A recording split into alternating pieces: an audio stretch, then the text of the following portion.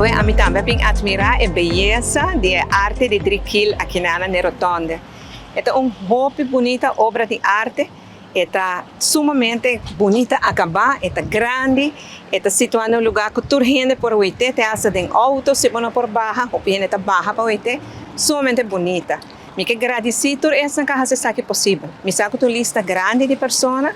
Meu pensamento é também no senhor Alex Neumeyer, feliz memória, sabe toda uma paixão grande de gente. Me que agradecer também a Aruba Tourism Authorities que fazia possível.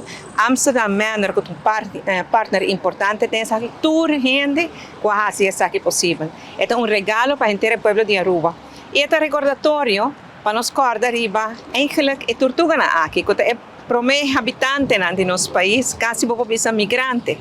Nanta tortuga ng hobby particular, e essa é algo grande de Aruba, pertenece na Kiko não está como Aruba.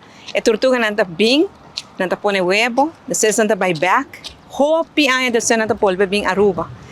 E tortuga chiquito nang nasce aqui nang tabing back aqui nang papone nang huevo nang tambe. Essa é círculo de vida de tipo de tortuga nang aqui e aqui na Aruba, na hasi Aruba na hogar e cada viagem nang tabing back.